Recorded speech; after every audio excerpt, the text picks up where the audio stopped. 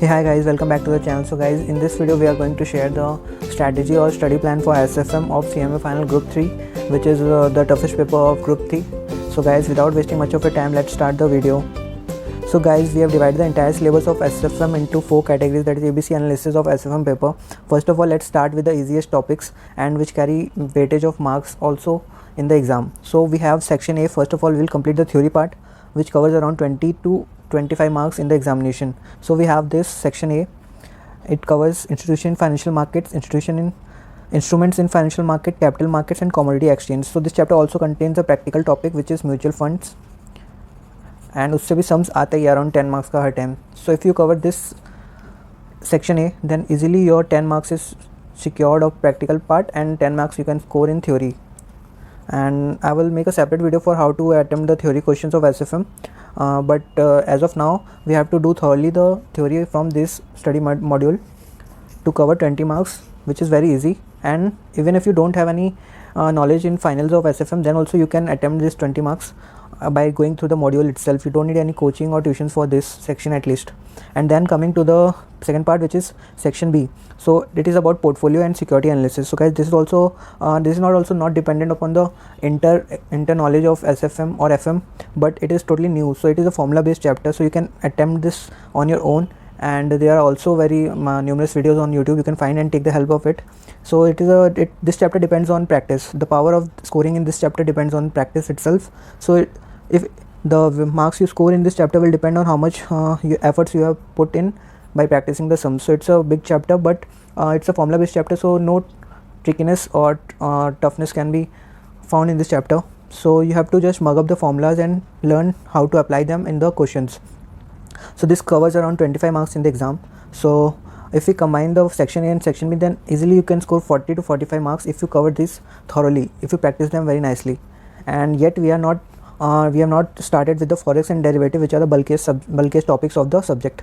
So guys, in this way we have to start the easiest topics first, which also carries high weightage of marks, and then we'll move on to the hardest topic and then we will deal with it.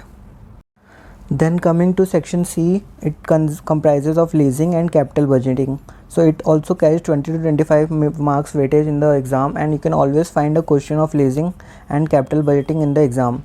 No matter what the toughness or easiness of the paper is, you will always find one question of 10 marks of either of the two or both of the two topics. So in this way, if we cover section A, B and C, then easily we can score 60 marks if we practice it very thoroughly and solve the past papers.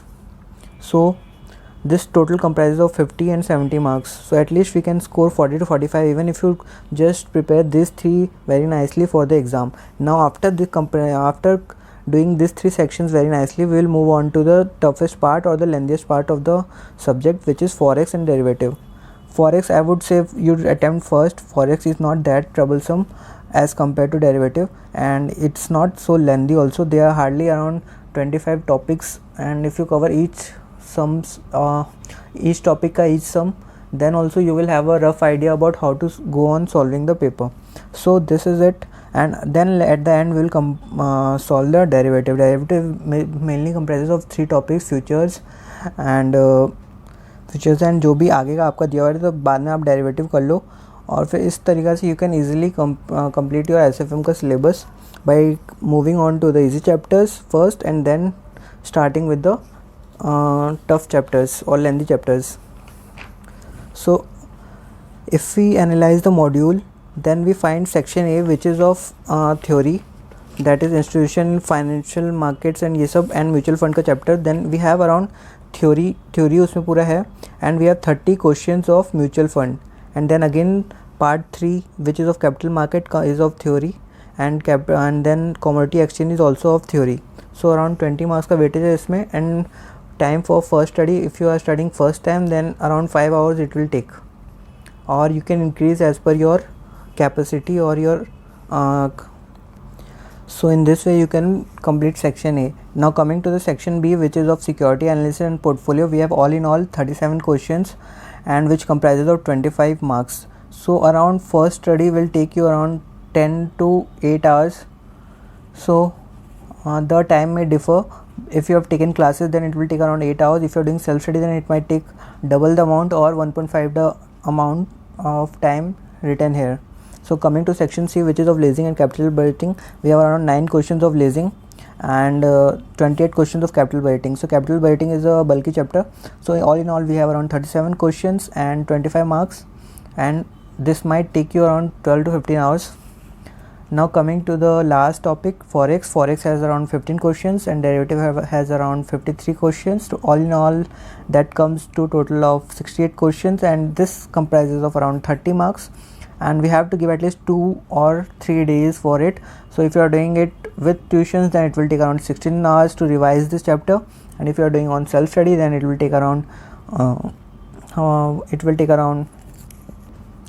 4 to 5 days.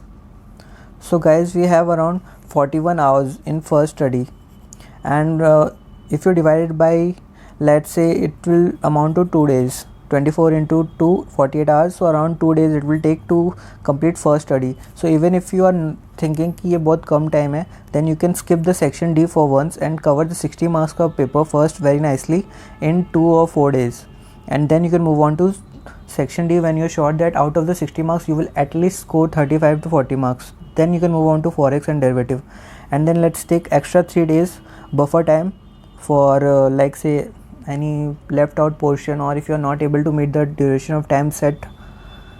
So this is a contingency of 3 days, and depending upon the capacity of each person, and then we'll solve around scanner for around 4 days, seeing the past trends and past questions which have been asked, whether we can attempt it or not, to have a gist of what is asked in the paper and what is the standard of the paper in the exam, so that we are not shocked in the actual exam. Now after that we'll solve the RTPs and MTPs for 3 days. So all in all it will take around 10 to 12 days to complete the whole SFM syllabus if you follow this strategy, and SFM is not as that tough as we are conceiving it.